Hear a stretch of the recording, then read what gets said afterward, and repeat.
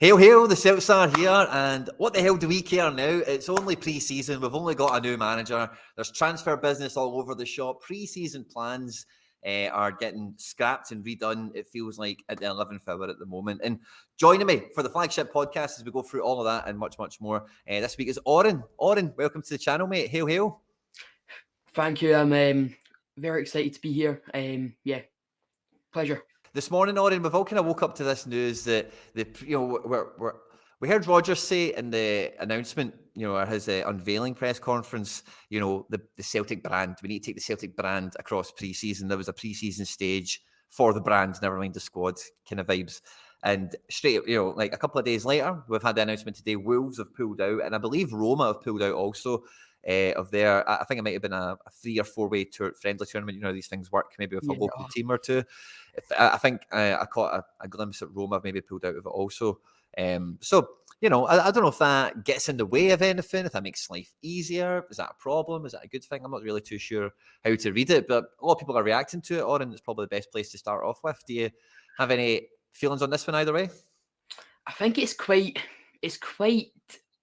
odd, I'd say, because you wouldn't really expect it to be a Premier League side who'd obviously pull out, and I'm pretty sure it was because logistics. I think it was because of. So yeah, it's just weird. It's a weird situation, and obviously Roma have pulled out too. So yeah, as I say, it's just a very kind of weird situation. I don't know if it's going to make it harder, but yeah, no, you've just got to wait until what Celtic say. I'd assume they'd put out a statement. Yeah, I think it's one of those ones where we've all been spending the money that the club's got already. We kind of knew there was a big ticket coming from the Japan tour, and I think that's a standalone game against Yokohama, so I don't see any fly in the ointment getting in the way of that. And I don't know if we're going to Australia, but also this Korea thing is a wee bit of a 2-for-1. We're in the area anyway. Can we get some more action on the go? And then maybe this thing was just quite poorly planned. But I hope the financial implications of it not going ahead potentially doesn't hold us back in any way, because as much as we've had in the press conference, we're getting that early sniff. We've made a few transfer moves already. We can talk about that later, but it feels like we're prepared to spend money. It feels like we've got money allocated. This is the transfer fund, no matter what. And I know we're maybe only talking about a couple of mil, but that's maybe a player. That's maybe a youth prospect from somewhere, or could be any number of different targets we could have. So I hope it doesn't have any kind of knock-on effects. But beyond that, I think it's maybe just one less bit of traveling and same for us, logistics and all that kind of stuff. So it's maybe the sooner we can wrap up the shorter we can make that trip, the less impact of the travel probably has on the squad. So I reckon the net gain is probably quite positive, but there's probably not much in it either way, really, is it? Yeah, no, spot on. So we're expecting the fixtures to be announced tomorrow for the full Premier League season, for the full SPFL season. And, we're still waiting for a lot of things to happen in this window. We're expecting there to be a lot of transfer business, and we're expecting, under the old new manager, or whatever we want to think of it as, that it is going to be a big season ahead. And that big season is going to be really dictated on how active we are in the transfer window. But the fixture list always gives us a bit of a tell for at least how different important stages of the season are going to go. So yeah, with the fixtures coming out tomorrow, there's always that wee bit of anticipation. What does it look like, and where do we start? Where are we going to be raising who will we raise the flag against, and when are the derbies? Yeah, no, absolutely. For our first game, because obviously we're going to be at home, you'd preferably want a team like maybe St Johnstone, Ross County, just kind of like a more kind of simple kind of game. And then obviously you're looking at the first Old Firm. It's probably going to be at Ibrox, I think, because obviously the first Old Firm last season was at Celtic Park.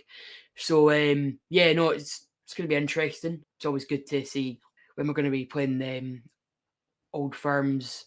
Obviously January Old Firm, that'll be at Celtic Park. But no, yeah, I'm very excited for it, and yeah, I think it's released at 9 a.m. 9 a.m. Nice and early then. So plenty of time to crack it open, lay it across the calendar and work out where it's all going to be, because Champions League group stages, as we know, is kind of September time. And again, from memory, the last group stage game is normally the first 10 days in December somewhere, depending on days of the week and such. So last season, the the domestic calendar really didn't help us out at all. We had some really difficult games Yeah. sandwiched in between Champions League fixtures. And as well, I think because a game got called off or something, but we went from a Shakhtar game to a Real Madrid game back to back. We didn't have any games in Yeah. the weekend, which Mhm. maybe we thought at the time, maybe this is a good thing. And then after the fact, we all kind of agreed it was probably a bad thing because the defence was changing so much. You kind of wanted them to get minutes on the pitch before Yeah. playing important matches or whatever. So it's hard to judge, I think, for that, I guess, September to November run. Do we? I guess we want more home games than away games, certainly. Yeah. And then because the league is so small, there's not really many hiding places in the fixture list, if that makes sense. Like even if you're going to take like, I say hiding place. Obviously, we're Celtic. We're going to beat 98% of people that come and play Mhm. against us in the season. But like, for example, like if we're going to be playing away Champions League, because that double header game that we get in the middle of the Champions League group, where whatever team it is we're playing, we're going to be seed 4, so it's probably going to be seed. Would it be seed 3? I think we're probably playing a double header Yeah. in that case. So we're going home and away, and that's normally quite a pivotal stage at the group stage. And it's not just the game in the middle, but it's the games kind of either side of that. But even if we are at home, if we're getting teams like at the top end of the table coming to Celtic Park in between those kind of fixtures of moving home and away or whatever, or if we're traveling away, even the teams that are like lesser in the division, a lot of them will put up a good fight at home. So Yeah. I think that September to November, that kind of autumn period is definitely the most interesting for me. Yeah, yeah. No, definitely. Obviously, you've got like up to three games a week, which, as you say, obviously we saw that last season with gents coming in. I think even Stephen Welsh came in a few times, and then obviously you had Carter Vickers, Starfelt. So yeah, no, there's going to be lots of rotation. Yeah, for sure. And talk about lots of rotation and lots of changes between fixtures. Josh is just Josh has just managed to join us to get himself on the flagship, on the pirate ship for the week. Looking pretty somber there, Josh. It looks like you've had a good night last night, maybe or something. I don't know. How you doing, buddy? No, Good to see you. You well? no, good to be back on the podcast today. Just on shift this morning for the site, so just managed to join us now. Looking forward to some good discussions. Me and Oran were just talking about the fixture list for the league comes out tomorrow. Yep. And, there's a few key touchstone points of the calendar we always kind of look at as Celtic fans when the fixture list does come out, who we're raising the flag against, derby games. And then, as I was just discussing there with Oran, kind of what the period is going to be like around the Champions League, because we will obviously have cups come into all this as well. The last part of the season, or the second half of the season, I never really get too married to a lot of the fixtures because sometimes they can be subject to change on, different things that might happen and whatever. But that kind of first period is set in stone, and it's so pivotal to how the season will roll out. Yeah, definitely. I think it's 9 a.m. tomorrow morning, that kind of time. I think everyone will be glued to Sky Sports News to see what happens. Obviously, we'll look, when you see the fixtures come out, you look for a couple of key fixtures. You always look for Flag Day, you look for the first derby, you look for the New Year derby. You'll probably look for the final game before the split as well. And some notable away trips like Tyne Castle, Todger, Easter Road. But hopefully, I think it's pivotal. Celtic off to a good start. We done it last season. We came out the blocks flying. Obviously beat Aberdeen 2-0 on the opening day, then went to Rugby Park and won 5-0, 9-0 up at Tannadice. So hopefully we can recreate that form again at the beginning of the season. Obviously, like you were saying there, Oran, I just heard it before I came on air, the Champions League, when that starts, it's going to be tough, obviously, trying to kind of negotiate the fixtures. However, we've seen it. It's good, though, we have Brendan Rodgers as our manager, because if we had someone who doesn't know what that's going to be like, it would be tougher, in my opinion, because he knows the fixtures. He knows when we get to that kind of October, November time, you're going to be negotiating 3 games a week, looking to utilise their full squad. And as well, that's why it's crucial we get a lot of quality players in 2 options in each area of the park so they can come in and contribute and see if we can go on to have another successful season. But yeah, I think looking forward to seeing what we can get out of those fixture lists when it comes out tomorrow. That was a big part of what Brendan said as well at the press conference. Was he's done this before. He's had a treble-winning team and got them to repeat the feat again. So exactly. That was something he was quite happy to put out there. When I was in the room with him anyway, saying like, I've done this before. I've had a treble-winning team and then took them over the line. I know what it takes. And these guys are going to are obviously capable, having done it last year. So yeah, man, that start last year was straight out the traps. We kind of expected a really quick start last year because of the way the season before it ended, and we never, the whole way everything was going at the time. But Rodgers, like, make no mistake about it, he's got, not that he's got it all to prove, if you know what I mean, but he's going to want to, like, very quickly remove memories of negative stuff against him as well as the previous manager. Doesn't want, he's not going to want people going, oh, that wouldn't have happened if, or that wouldn't have happened then, kind of thing. So I think he'll be super motivated. One of the things we spoke about right at the beginning of the podcast, Josh, probably when you were still getting off the website to join us, is the career tour has also been cancelled as well. Wolves have pulled out, Roma have pulled out, so it's just going to be us, and I don't even know who we were lined up to play in Korea, if it was like Ulsan or Daegu or whatever. But does that make the kind of the pre-season launch a bit easier? I think it probably just about does, but hard to tell because there's a financial benefit to going that we're not getting now, probably. Yeah, potentially it does. I think it does leave. I think it's going to be about 10 days, 11 days or something now. We're going to be without a game, so it'll be interesting to see if the club look to try and fill that in. I think it's the 26th of July we were due to play Wolves. Before that, it's the 22nd of July. We're playing Gamba Osaka. Then it's not to the 2nd of August. We've got Athletic Club. So be interested to see if we can get a fixture in there. I know I doubt it would happen. I heavily doubt it, but Tottenham are in Asia at that point. They've got a game in Singapore. I would love to see that personally. It is interesting, but no, I think the club will get a fixture. Roma obviously pulled out. They could have been an option. But yeah, I don't know. The reason Wolves pulled out was because their promoter couldn't fund it. And then Roma pulled out, I believe, because they weren't getting the money that they were supposed to get. So Celtic have not to respond, and we'll see what they do respond with. But Brendan Rodgers, I think, will want a fixture in between that time. Normally, a lot of pre-seasons we have like qualifiers historically, and we have to deal with them quite early. And it's been so long since we've had like qualified for the group stage. Definitely no qualifiers of any description. A couple of years there we had like one, and that was like that was maybe even a bit risky in itself the way some of them panned out. Because sometimes, I know it's not fun, right? But see some pre-seasons. I've quite enjoyed going to Celtic Park and watch us batter Glentoran and St Patrick's and whoever else. Like I don't mind it, and I think because it's quite competitive, it's not a bad pre-season environment as long as you get the job done and as long as it kind of goes the way you want it. So in the absence of that, you do like you say, Josh. Like going long periods without games in pre-season, it's definitely not optimal. You definitely want to be getting that competitive spirit into the team, get them fighting for their place early under the new manager.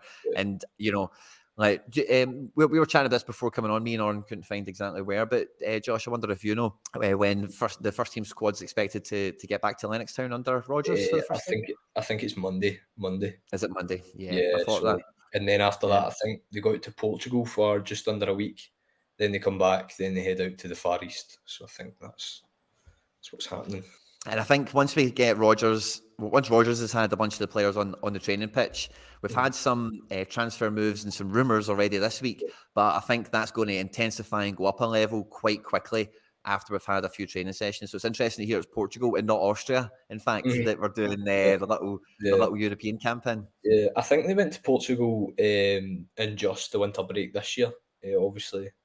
This a couple of seasons ago they went to Dubai. We know all about that, but I think they went to Portugal last season. I don't know if they went there the season before, but it's becoming a popular destination now for the players. Obviously, good weather over there, so it's not too far away as well. So it's much better than being at Lennoxtown for a couple of weeks, I guess.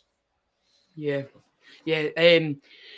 Should be very interesting because obviously we played. Who did we play again in December in Portugal? Was that Rennes? Yeah, it was. Yes. Yeah.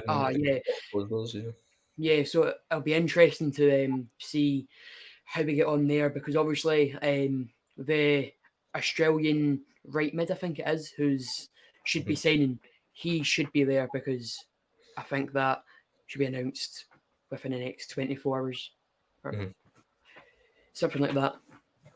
Yeah, Marco Tellio. I think he'll be a really good signing, honestly. 21 years of age. He's one of the most highly rated prospects in Australia at the minute, so you're seeing on social media and things like that. And for the fee we're getting him, I think it's like 1 million, 1.4 million in that kind of range. So it's a really good high value deal. He's already got 7 Australian caps, so he must be doing something right. It'll be interesting to see what happens as well, because I think we have a lot of wingers. I think we talked about it last week, Quinny, as well. You've got the likes of Haksabanovic, Dyson Maeda, Jota, Abada, Forrest, and now you're adding another one to the mix, Marco Telio. So interesting to see what happens there. I think he's yet another one that's been picked out by the likes of Mark Lowell because of the City Group connections there. But he still looks like a good player, very ambidextrous as well. I think he's comfortable with both the left and right foot, versatile, can play on the left, through the middle. So good numbers already. He's young. It's got all the hallmarks. A good one. Yeah, it is quite exciting to see that we're still kind of trying to tap into that. And like, obviously we've had Moy and Rogic, and I made the Arzani joke recently somewhere. I can't remember where it was, but like we have, Australia's not an Ange thing; it's definitely a Celtic thing. We've been doing that for a while, and Arzani aside, like Rogic was one of those kind of guys like Tilio. We picked him up mad young, and he was here for ages, obviously. And it did really take him like 3 or 4 years to become a Celtic player. So I think I think maybe there's any kind of lack of fanfare around this. I don't know if it's maybe just a wee bit of that still kind of lingering around, where it's like, oh, maybe this guy might not make an impact right away. But in current times, the way modern football's going and the way transfers across the world are happening, you're finding players coming from all over the place are of a good enough level to come in and influence different teams. So if this guy's been ID'd properly, and if he's as two-footed as you're telling, like, sounds like a good squad player for sure for this season. Yeah, definitely as well for the price. Like I said, like 1.4, 1 million, you can't really go wrong with that. That's a couple of deals now we've got, like Odin, Thiago Home, Marco Telio. Now that's 2 high potential youngsters for, I'd say, a combined about £4 million.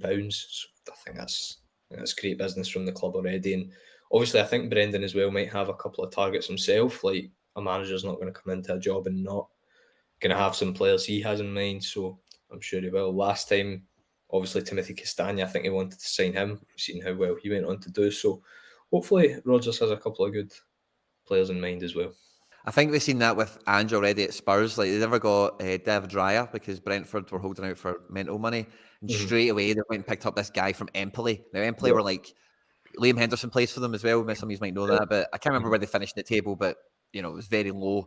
Yeah. But straight away they went for him, and I seen the quote from somewhere, the Vicario. I don't know if you've seen this yourself, but he was talking about the Ange phone call he got, and as soon as I heard that, I was like, he 100% must have been, Ange is clearly well read on the guy. He was all went to Tottenham and found him, So Rodgers, a big part of what fell apart for him at Leicester, of course, was a lack of backing, a lack of investment. Now, Leicester are obviously shopping in much different markets from us by and large, but there'll definitely be probably some guys there that he was excited to maybe try and get, couldn't, and then didn't, for whatever reason. So any quick, those are the ones I'm expecting to see quite early. Once he's been on the training ground and he goes, right, need a centre back, I know a guy. Need a whatever, I know a guy.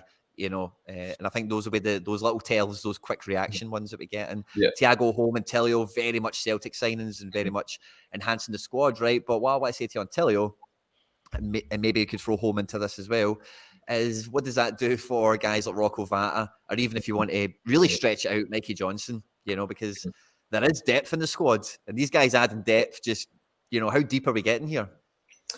I know, it's an interesting debate to be had. Like, a lot of people talk about, is there a pathway from the B team into the first team? I think Rocco Vata got quite a few minutes last season compared to his B team teammates and the likes of Bosun Lawal as well. We've seen him step up a couple of times, Ben Summers. But other than that, I can't really think of any other players who really did come from the B team into the first team. I don't know about you guys, but the pathway seems to be shrinking each year between the academy, in my opinion. You don't really see a lot of youngsters get the opportunity and really cement their place. However, we did have Ben Doak, in fairness, but he was like an exceptional talent. Obviously, seen what he's went on to do at Liverpool. So it's interesting that the club's continuing to bring in these youngsters when we have players there. However, you mentioned Mikey Johnston. In my opinion, Mikey Johnston's never been good enough. In my opinion, Mikey Johnston never will be good enough. It sounds like a Celtic opinion, but that's just what I think. I've seen enough of them. But yeah, I don't know. It's interesting that we're bringing in these young, able players when we do have players there. However, they've got much more first team experience compared to those guys. Obviously, you look at the minutes Fata's had, you look at the minutes the likes of Odin, Thiago Home, the likes of Telio have had.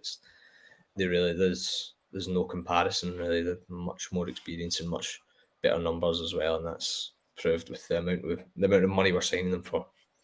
Yeah.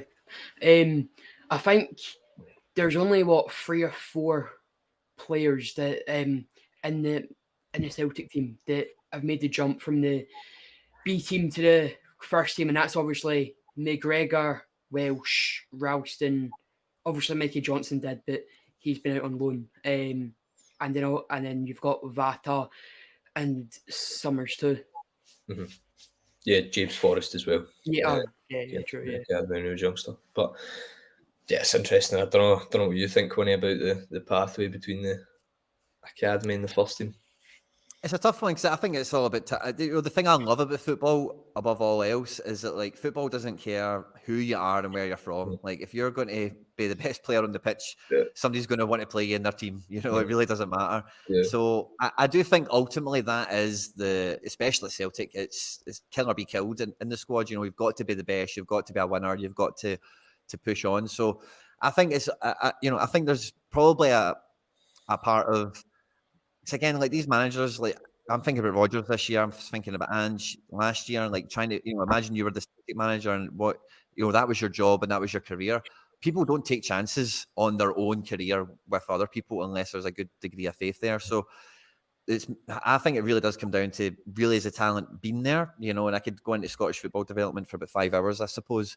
But overall, like I think because of the poor infrastructure, the lack of great infrastructure, maybe the better way of putting it, for the B team, for the youth players, etc., we've probably not given them the correct environment to be able or capable or realise their potential to actually do the stuff we're talking about. Again, another kind of headline that was kind of floating around the last couple of days is we lost Liam Morrison to Bayern Munich. He's went on loan to somebody in League One, Wigan. Yeah. And it's kind of like, oh, is this really a better pathway than playing this and that and whatever?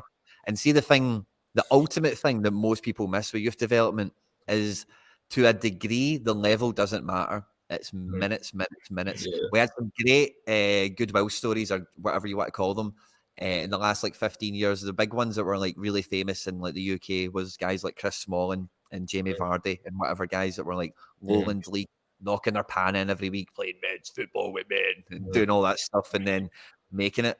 So the level doesn't matter. See, if you're actually a good player and you're committed and all the rest of it, yeah, there's a wee bit of right place at right time that comes into that.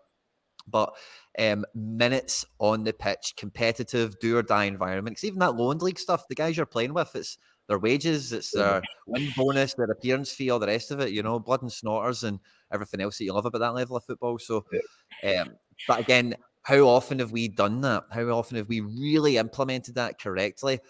Callum McGregor went to Notts County. So, if you want to talk about League One and the standard of it, then, it's there. We've actually got a living, breathing Celtic we could have done that. We could have loaned Liam Morrison to Wigan.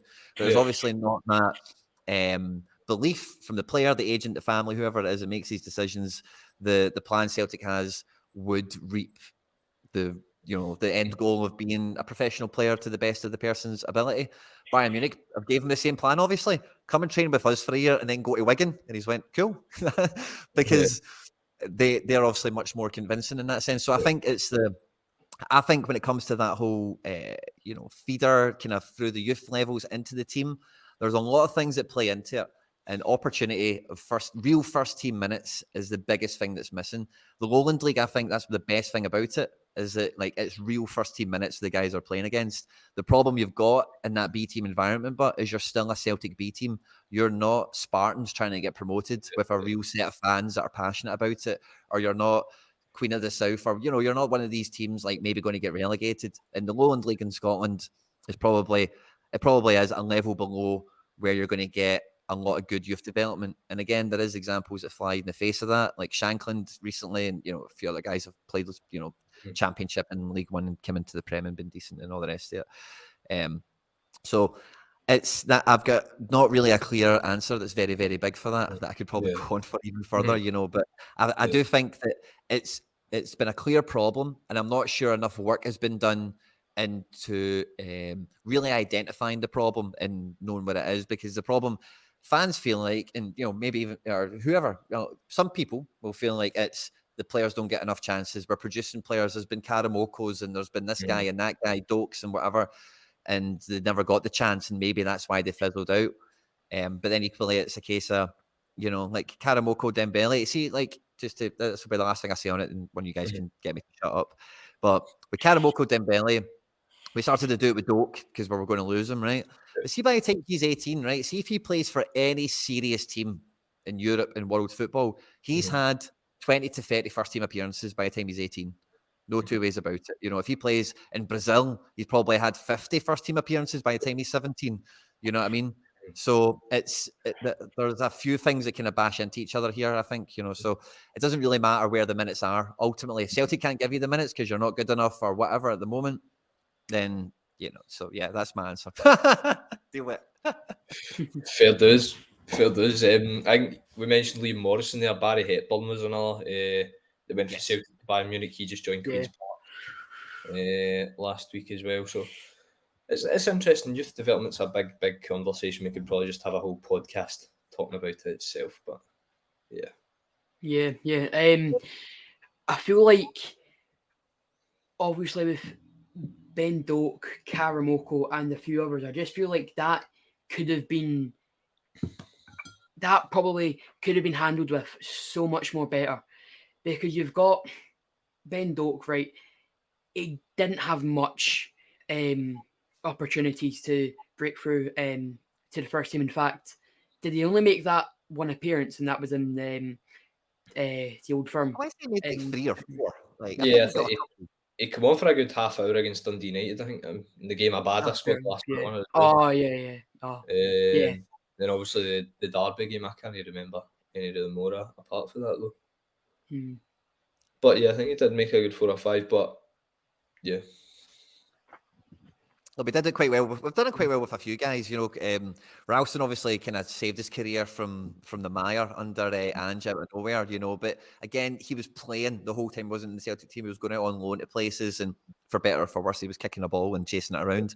Same with Christopher Ayer, obviously at Kilmarnock and a few others. So, like, it's one of those ones where, are the guys good enough, and do they have the right environment to show or become better, or that kind of thing. So maybe it's a bit of a chicken and an egg situation overall in terms of that pathway.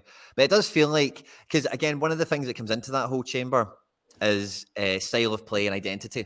So, like, we've heard that a lot from Ange. We did even hear it under Rodgers. It wasn't really much new under Ange, but like, you want the players that are coming up to be able to just slot into the training session. They know the routine, they know the script, they know the philosophy, to give them the best chance of hitting the ground running should they get the opportunity. And again, like, when you see this done really successfully in other countries like Spain, Croatia, Belgium, whatever, there's much more of a kind of selfless nature around it all. So, like, see in Spain, for example, Barcelona is the best example of this because everyone can understand Barcelona and Catalonia a bit better, and it's a wee bit easier to kind of get, right? But see, obviously Barcelona, Espanyol are in Barcelona as well, but like, Barcelona is the big team in Catalonia, without a shadow of a doubt. They've also got a B team, they've got youth teams, they've got all that caper going around them, right? But every little team in and around that area plays football to the best of their ability, as close to tiki-taka Barcelona as they possibly can. And that's why, like, you'll hear guys all the time that get into Barca or get into other places in the world, you know, and they play that way. And it's all like, it's just, well, this is like the best thing to do. The best thing to happen in this area is if Barcelona sign you, right? Well, how did Barcelona play? Well, that's how our team's going to play, to the best of our ability, if that makes sense. And it's just like, it's much more of a 360-degree approach, if that makes sense. So as much as like Barca or Ajax or Holland is like this as well. Holland are fantastic at doing this kind of thing, you know, but like, they make sure that they give everyone the best opportunity to kick on possible, you know. So again, in Holland, because it's much more kind of community focused, like, and it's a tiny country as well. So a lot of clubs in Holland, if you go to their stadiums and stuff like that, particularly some of the smaller ones, like, it's not like Craven Cottage, right? But it's that kind of vibe of, it's like, almost like a house or something. That's a pavilion, you know. It's a local little tiny town, because Holland is tiny, you know, and everyone who works there is like in that village, you know. The guy serving the rolls, the guy opening the ticket turnstiles. It's a real kind of community vibe in that sense. And because of that, you tend to find then that, like, if you're Arjen Robben, You might be a mad PSV fan and all the rest of it, but you will not leave Groningen until you are like 18, because that's where you're from, that's the team you're in and all the rest of it. But Groningen will train you well enough and in a good enough style, because PSV are right next to you. The best thing that could happen for you, if you're a big, blah, blah, blah, you can kind of see where this is all going. So, yeah, another bit of wee bit of youth development chatter to go on top of that as well. So, yeah, I'm quite excited that we could see some of these green shoots we've had. We've lost guys to Bayern Munich, we've lost guys to Liverpool, and hopefully the club are, because these things take time to actually happen for real, where we get 3 of them come through together. We keep them, we've developed them, we've put them on loan here, we've made sure by the time they're 18, they've had 30 first-team appearances somewhere, anywhere, or whatever. And I think when we do get that payoff, we'll be able to look back at a lot of this stuff a lot clearer and see, oh, that guy was just maybe wrong place, wrong time, or because we made the mistake with Doak and Karamoko, this guy never happened, and whatever. So I hope the future is green on that one. The future is bright. One of the things that the future is not bright on is the home shirt sales. I don't think Celtic are going to make as much revenue on home shirt sales this season as they did last season. I am holding out hope, right? See, because it's meant to be all stained glass and all the rest of it, it's all big black lines. The only thing I've not seen a picture of that might be halfway serviceable is no sponsor long sleeve. I don't know, but that's like an absolute, because like big black lines, I don't know if that will make it look a bit better or make it worse. I'm not sure, but it's the only thing I've not seen a picture of. So I'm thinking if there's a chance something looks, maybe it's the one I've not seen. So any thoughts on the strip? I don't think it's that great. See the black like kind of lines. It kind of reminds me of the Japan shirt. It's like the black lines on the shoulders. But the reaction as well has not been too good, has it? No, personally, I think I'll put it right out there. The kit's a stinker, to put it lightly. I think it's one of the worst efforts we've seen from Adidas so far. I thought last year's kit was very nice. It was on point, really niche. Big fan of it. And when I seen I think we had the leaked special edition one as well. That was on point. Everyone was thinking it was going to be a home shirt at one point. That was pristine. That was amazing. I think they still will bring that out, and a lot of people will buy it if it does come out. However, this home kit is just, I don't even know. I said this in I think one of the TikToks I was making for this site, that the hoops, the kind of pattern on the hoops reminds me of like a dinosaur pattern. I don't know where I get those vibes from, but I get them. In the black stripes as well. Celtic have never really had anything black on a home kit before. I think obviously we have a wee Nike tick that's black or something like that, but I just don't think it goes well down the sides. People complained about the silver last year. I wasn't too bothered about that, but yeah, just not a fan of it this year. And it's probably going to retail for about 70 quid as well. I wouldn't, personally for me, I wouldn't waste my money on it. But it's a matter of opinion, and some people like it, some people very much dislike it, like myself. I don't know what your thoughts are, Quinny, on it. I think the kids will like it. I think my kids like it, because like you say, it's maybe get that dinosaur vibe to it or something. I don't know. Yeah. We were saying on the story our CSC we do on a Tuesday, Sean was saying it's like snakeskin, giving a bit of Brendan Rodgers jabs in there.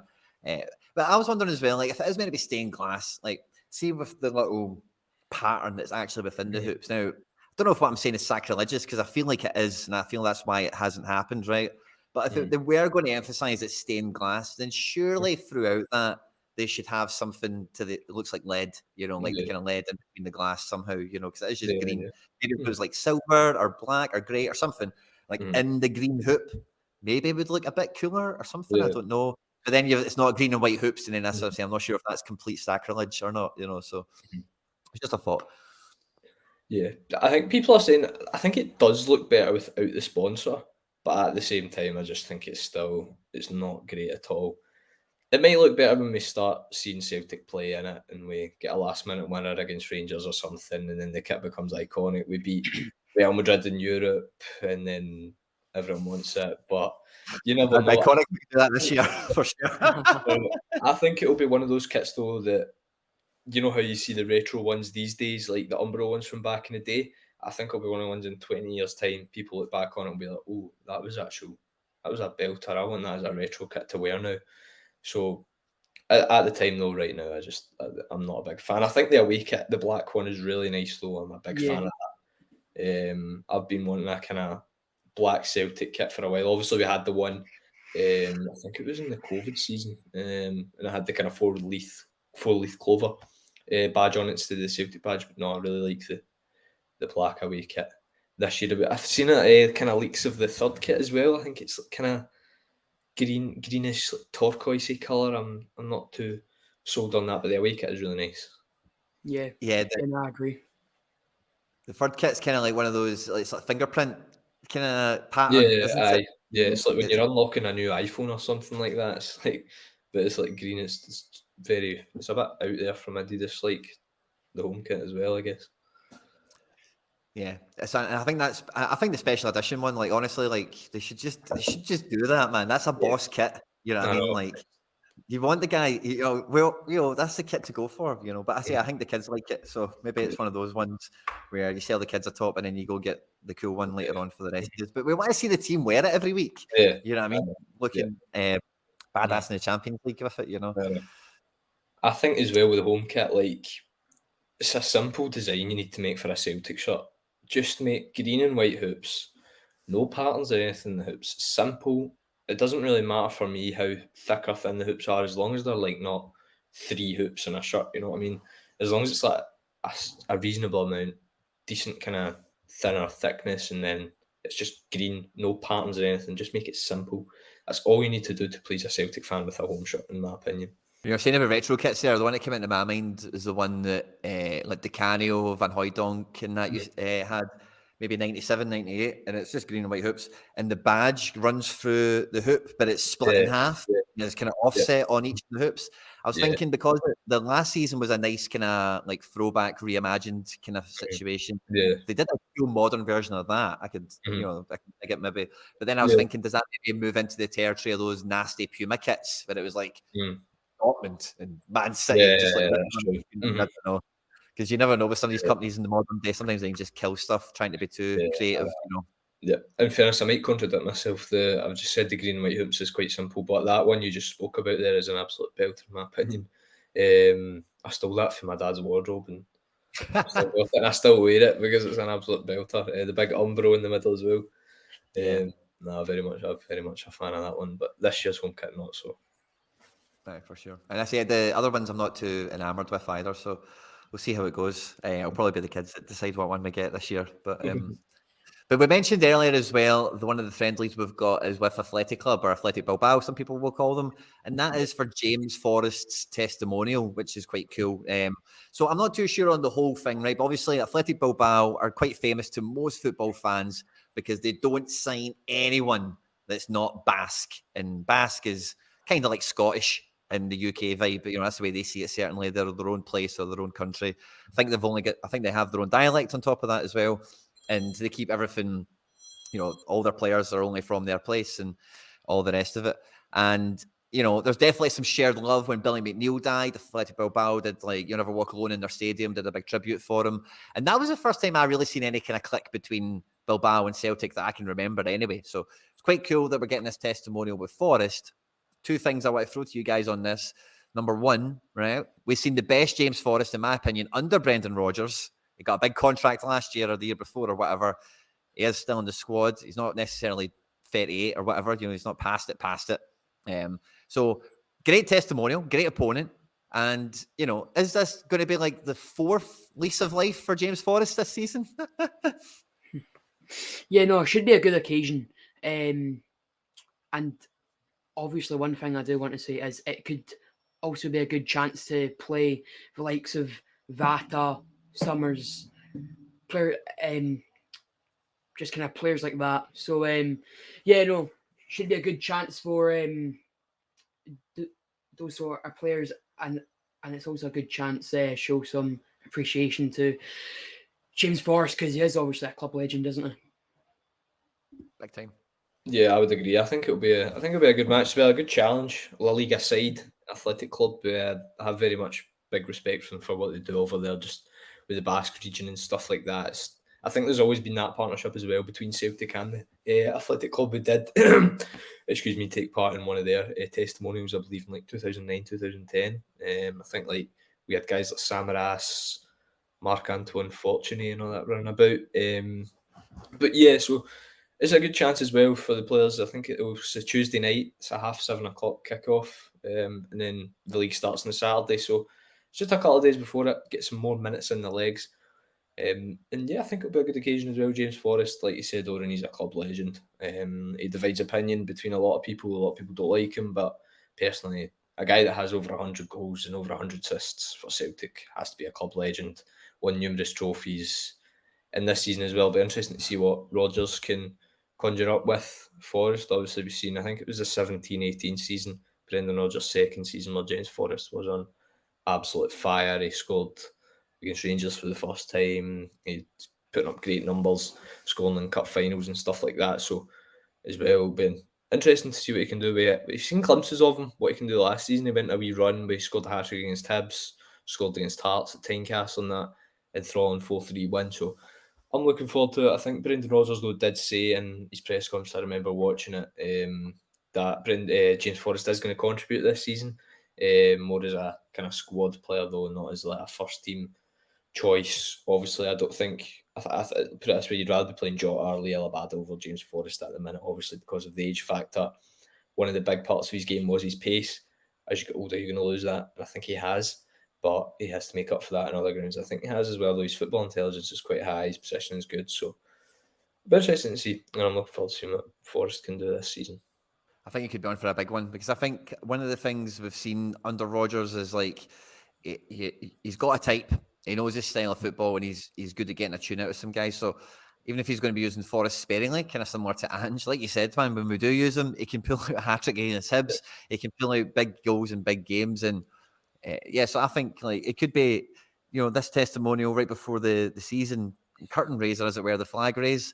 Will be a nice way to kind of tip the season, and it'll be, it'll definitely be a special season for Forrest, I think. But on that same note again as well, I would probably argue two things, and it's probably one of the last things for us to hit on today, but we've probably seen the best Callum McGregor under Brendan Rodgers, and we've probably seen the best Kieran Tierney under Brendan Rodgers. And at the time, Brendan Rodgers did say he would imagine Tierney develop into a centre-back as well, if he was to move on in the future and all the rest of it. We've seen him play a wee bit. Also, we play centre-back for Scotland now.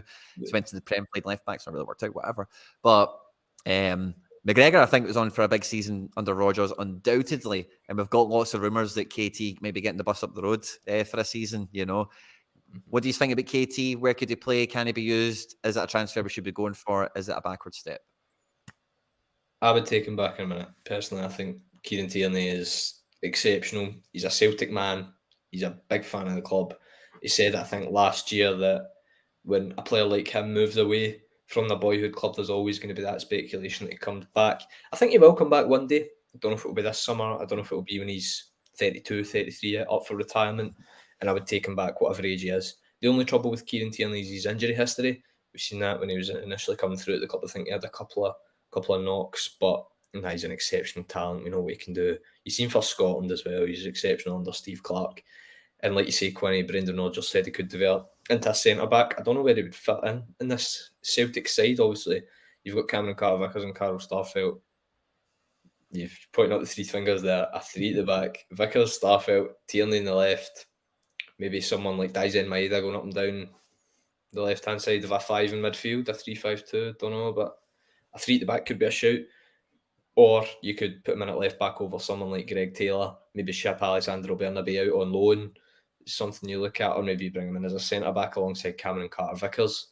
He does have that versatility, and he probably, even at a stretch, he probably could play left wing, to be honest.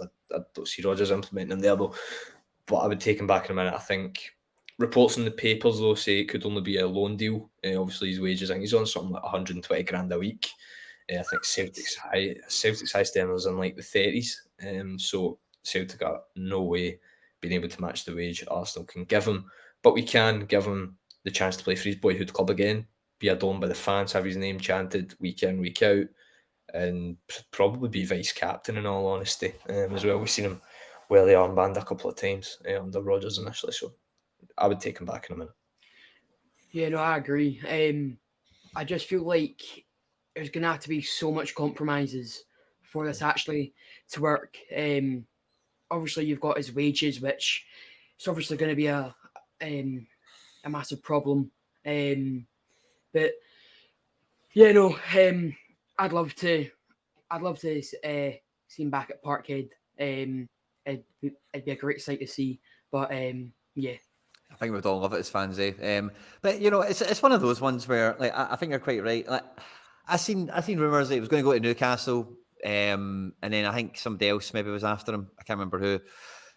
And the whole thing is like coming back like on loan, like for a year. Like, what does it achieve? You know, really for anybody. You know, we've got Taylor, we've got Bernabei. If we have a problem at left back, Tierney on loan for a season isn't the answer for me. You know, kind of thing. So I think it does all kind of revolve around it working for the club. I'm very sentimental, just like you guys. I'd love him back in a minute, you know, but particularly unless he's going to be coming back and going on to the same wages as, like, I don't know, like random normal person in the squad who's not on mega money, you know, like then it's a really difficult one for us to have. I think it's one of the quick, you know, let's make sure we go and make this one happen because, you know, like we've got 2 left backs already, and let's say if he doesn't fancy them, the money it would take to get Tierney over the line, I don't think it's the best move in that sense. But it all depends how it's all built out and how it's going to work.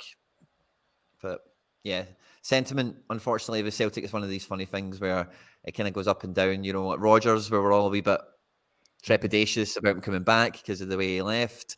And I think Tierney gets a bit more forgiveness because he had a bad injury record. We got a bucket of money and all the rest of it, you know. But like, it's one of those ones where coming back now, like, it's like, what are we going to do? Go and do the league and go and do Champions League? Well, you've kind of done that already yourself, son. You know, like, and if it's not going to move the team on, I don't know. It's one of those ones where I would emotionally love it, and as soon as he comes back, obviously I'm right on top of it. But I think, like, from the club's point of view, if you're trying to be doing the best thing for the club at all times, taking on a high wage, high injury risk loan signing for a position where we've already got 2 players, like, it just feels like overkill. Unless it is, we're going to go with 3 at the back, because again, like, this is part of the problem we've got domestically and in Europe, is that, like, if we're going to play in Europe and we're not going to have the ball for 80% like we normally do, or 75%, that's a totally different match, as we know.